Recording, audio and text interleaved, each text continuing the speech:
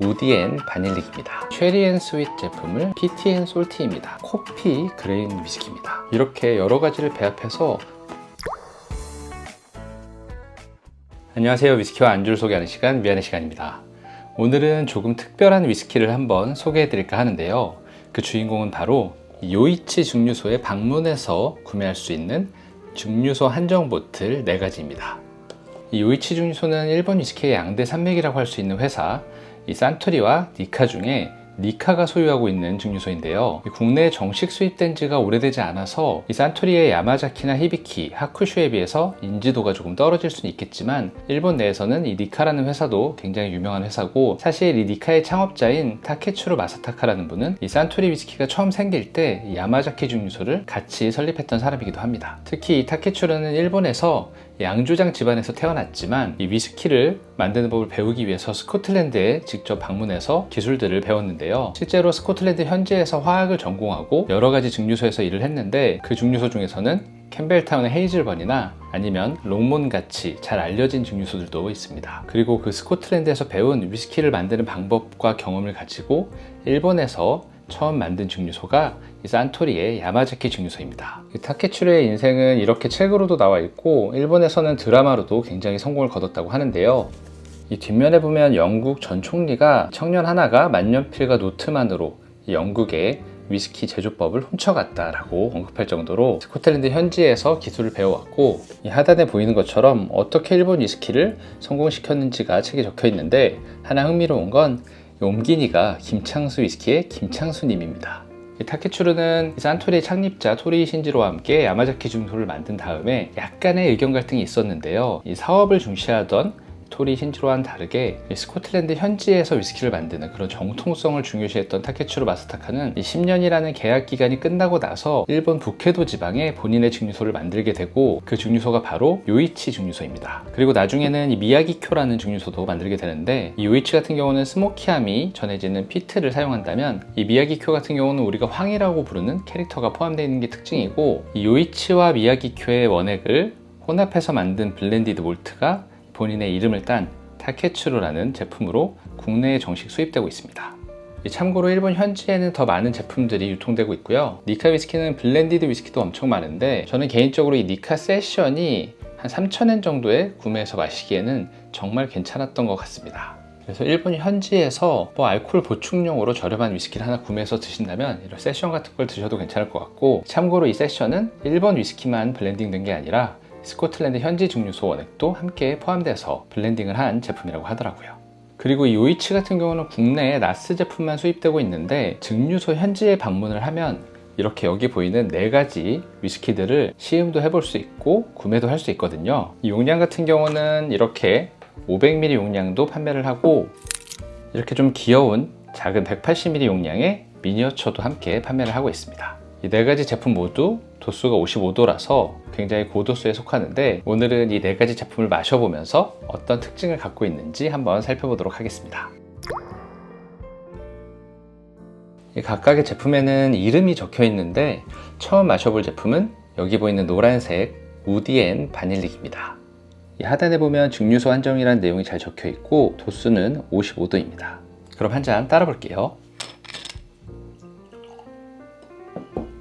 캐스크 정보를 공개하고 있진 않지만 이름을 보면 어느 정도 약간 추측되는 부분이 있긴 한데요.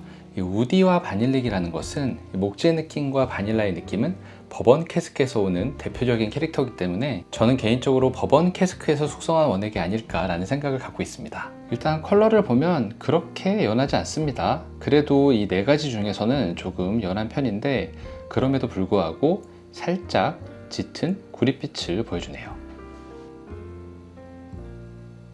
점도도 그렇게 빠르게 흐르지 않는 편인 것 같습니다. 숙성 기간이 오래됐을 거라고 생각되지는 않지만 55도라는 도수가 있다 보니까 어느 정도 점성이 있다고 생각이 됩니다. 그럼 향을 한번 맡아보겠습니다. 확실히 이 이름을 알고 향을 맡아서 그런지 나무 느낌과 바닐라 느낌이 직관적으로 느껴지는데, 이게 버번 캐스크 숙성 스카치보다는 약간 실제 버번에 가까울 정도로 그런 바닐라 느낌이 상당히 직관적으로 느껴지는 것 같습니다. 그리고 살짝 그 단단한 복숭아류의 향도 나는 것 같고요.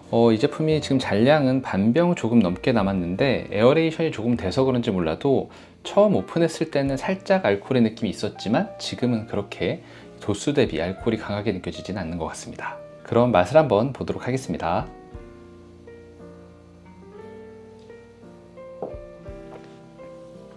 일단 맛이 굉장히 풍성합니다. 굉장히 풍성한 맛이 느껴지는데 직관적으로 느껴지는 맛은 역시 바닐라의 단맛이 직관적으로 느껴지고 이 바닐라와 꿀 중간 어디쯤이지 않을까라는 생각이 들 정도로 질감이 조금 꾸덕한 바닐라의 느낌이 납니다. 약간 바닐라 시럽 같은 맛이라고 생각이 되고 이 향에서 맡았던 그런 하얀 복숭아 같은 그런 맛도 느껴지는데 끝으로 갈수록 이 나무에서 오는 스파이시한 느낌이 상당히 도드라지게 느껴집니다. 저 같은 경우는 이런 그 향신료의 느낌을 조금 좋아하는데 매운맛에 거부감이 있으신 분들은 이 부분이 약간 거슬릴 수도 있을 것 같아요. 다시 한번 맛을 보겠습니다.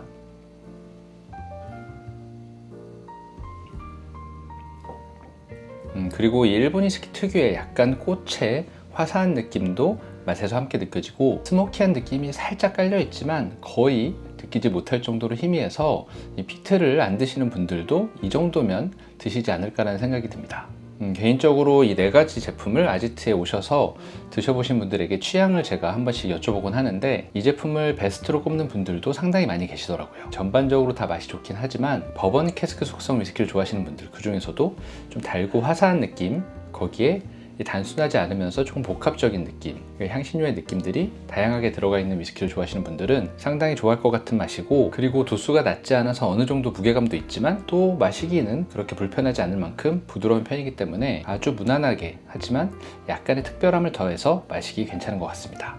그럼 다음으로는 역시 요이치 증류소 한정판 보틀인 쉐리 앤 스윗 제품을 마셔보도록 하겠습니다. 이 제품도 역시 증류소 한정이고 55도의 도수입니다. 일단 한 잔 따라 볼게요. 이렇게 한 잔 따라줬고, 이 제품 역시 이름을 들으면 약간 상상이 되죠. 대놓고 쉐리가 써있고 스윗이 써있습니다. 이 쉐리 와인에서 전해지는 건과일의 느낌과 달콤한 맛이 더해져 있다는 건데, 요즘에 굉장히 우리나라에서 이 선호도가 상당히 높은 그런 쉐리 캐스크 속성 위스키의 맛을 보여주지 않을까 기대가 되네요. 일단 컬러를 보면 방금 전 마셨던 우디 앤 바닐릭보다는 상당히 진한 편입니다. 이렇게 두 가지를 함께 보면 조금 더 비교가 될 텐데, 우디 앤 바닐릭도 그렇게 옅진 않았지만 이 쉐리 앤 스윗이 훨씬 더 진하다고 생각이 되네요. 이 컬러를 살펴봤을 때도 약간 쉐리 캐스크를 사용하지 않았을까라는 그런 생각이 들긴 하는데, 과연 진짜 그럴지 향을 한번 맡아보도록 하겠습니다. 이거는 블라인드로 향을 맡았으면 쉐리 캐스크 속성 스카치 위스키라고 생각했을 것 같아요. 그 정도로 직관적인 쉐리 향이 느껴지네요. 다만 이 스윗하다고 적혀 있었지만 방금 전에 우디 앤 바닐릭을 마시고 나서 향을 맡아서 그런지 이게 약간 계열이 다른 그런 단향이라고 느껴집니다. 이 우디 앤 바닐릭 같은 경우는 꿀이나 설탕, 바닐라, 카라멜 이런 쪽의 단향이라고 느껴졌다면 이 쉐리 앤 스윗 같은 경우는 약간 건포도 느낌의 그런 달콤한 캐릭터라고 생각이 되네요. 그럼 이 제품도 맛을 한번 보도록 하겠습니다.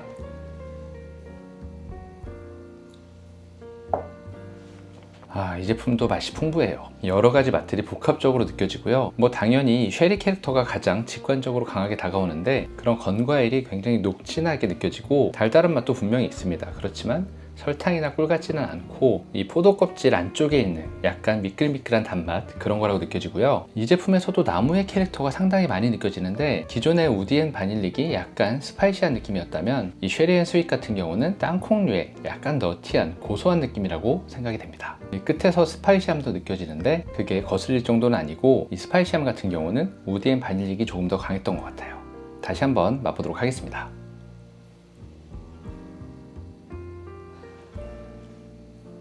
그리고 분명히 이 쉐리의 느낌이 굉장히 강하게 나는데, 약간 쉐리보다는 와인 캐스크 느낌인 것 같기도 할 정도로 꾸덕하지만 굉장히 질감이 가볍습니다. 그래서 이 스카치 위스키에서 녹진한, 특히 55도 정도 되는 이 프리 쉐리 위스키를 마실 때 느끼는 그런 진한 간장 같은 느낌은 절대 아니고, 약간 산뜻하지만 그래도 건과일의 풍미가 제대로 녹아있는 그런 느낌이라고 생각이 되고, 이게 약간 일본 위스키의 특징인 것 같아요.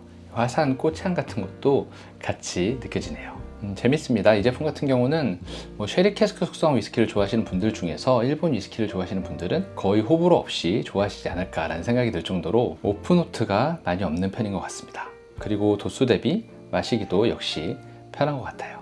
그럼 다음 제품도 한번 맛보도록 하겠습니다. 드디어 피트가 나왔습니다. 이 요이치 증류소 한정 보틀인 피트 & 솔티입니다. 이 제품도 55도이고요. 사실 니카 중에서 요이치라고 하면 이 피트 캐릭터가 가장 먼저 떠오르는 편인데, 그 전에 마셨던 이 우디 앤 바닐릭과 쉐리 앤 스윗 같은 경우는 그런 피트의 캐릭터가 상당히 옅게 느껴졌거든요. 그래서 모르고 마셨을 때는 이게 피트가 아닐 수도 있겠다라고 생각할 정도였는데, 이 제품은 대놓고 피트라고 적어놨으니까 이 피트의 캐릭터가 굉장히 스모키하게 잘 느껴지지 않을까 기대가 됩니다. 그럼 이 제품도 한 잔 따라 볼게요. 먼저 컬러는 쉐리 앤 스윗보다는 조금 옅은 것 같고, 우디 앤 바닐릭 정도랑 비슷한 것 같습니다. 약간 구릿빛에서 황금빛 사이 정도 되는 것 같은데요.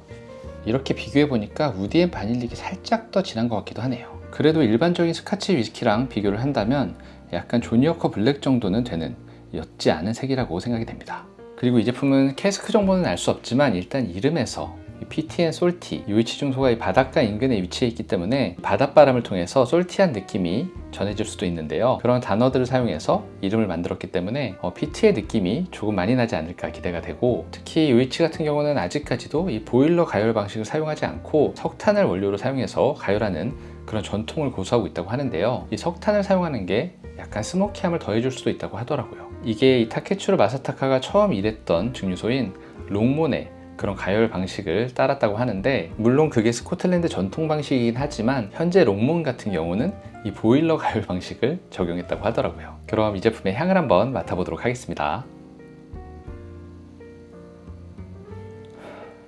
제가 뭐 이런 말 드리기는 조금 민망하지만 이 피트의 느낌과 짭짤한 느낌이 동시에 잘 느껴집니다. 정말 피트 앤 솔티, 누가 지었는지 모르겠지만 아주 이름을 잘 지은 것 같아요. 그 뒤로 약간 시트러스 계열의 과일 느낌도 느껴지고요. 이 앞에 두 제품과는 다르게 플로럴한 느낌은 향에서는 잘 전달되지 않는 것 같습니다.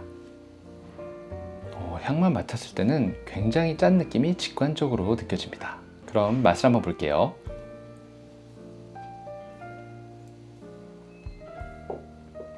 재밌네요. 이 제품이 그 화사한 느낌이 향에서 느껴지지 않았는데 맛을 봤을 때는 가장 화사합니다. 약간 풍선껌에서 느껴지던 향? 그런 코스모스 같은 느낌이 상당히 맛에서 잘 느껴지고, 앞에 두 제품과 비교했을 때 맛의 레이어는 조금 단순하다고 생각이 되지만 그런 짭조름한 느낌에 스모키한 느낌, 그리고 굉장히 달콤한 꽃의 느낌이 어우러져서 단순한 레이어 안에서는 상당히 매력적이라고 생각이 됩니다. 그리고 시트러스한 느낌도 있고 매운 느낌 같은 경우는 이 세 가지 중에서는 가장 적게 느껴지네요. 다시 한번 맛을 보도록 하겠습니다.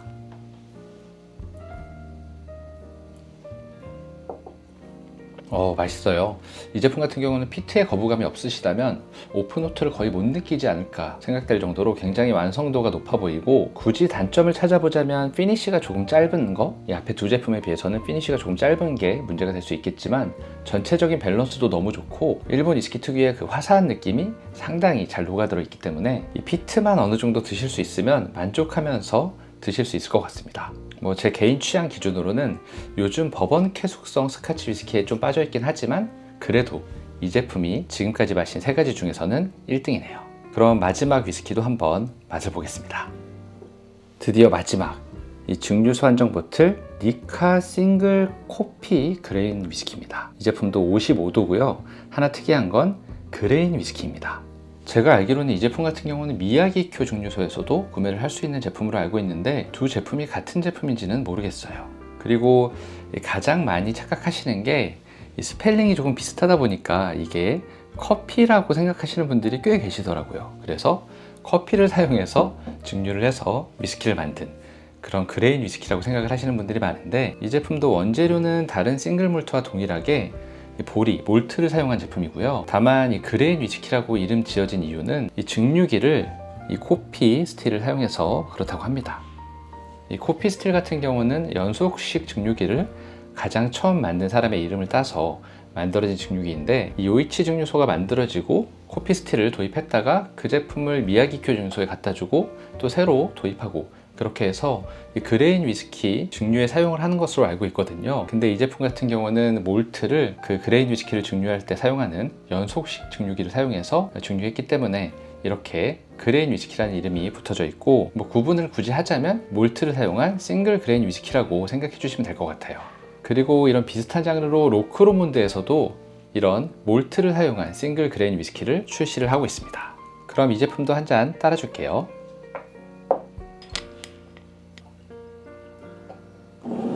제품 같은 경우 이름이 우디 앤 멜로우라고 되어 있는데요. 우디가 또 등장했네요. 어쨌든 약간 점잖은 듯한 그런 나무 느낌이 날 거라고 생각을 하는데, 먼저 색을 보면 오늘 마신 이 4가지 중에서는 가장 밝은 색인 것 같습니다. 앞에 세 제품이 약간 구릿빛에 가까웠다면 이 제품 같은 경우는 호박이나 황금 쪽에 가까운 그런 컬러가 아닌가 생각이 되네요.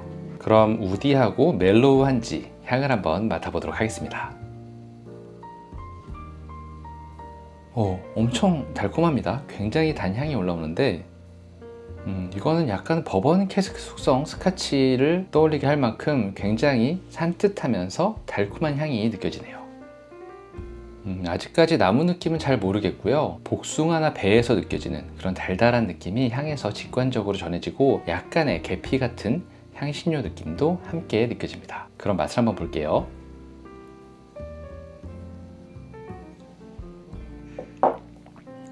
이 제품은 굉장히 달콤하네요. 지금까지 마셨던 제품들 중에서는 복합적인 면에서는 조금 가장 단순한 것 같고요. 이 바닐라에 설탕물을 섞은 듯한 굉장히 달달한 맛이 느껴지는데, 그 가운데서 약간 비누나 향수 같은 그런 살짝은 인위적인 화사한 느낌도 함께 느껴집니다. 그리고 앞에 세 제품에는 없었던 요거트 느낌이 살짝 있고, 도수가 55도인데 반해서 풍부한 볼륨 측면에서는 멜로우하다고 했지만 약간은 비어있는 듯한 그런 아쉬움이 들기도 하네요. 물론 이게 다른 위스키들과 비교했을 때 아쉬울 정도는 아니지만 제가 오늘 마셔본 4가지 중에서는 그래도 조금 아쉬운 면이 있는 것 같습니다. 다시 한번 맛을 보겠습니다.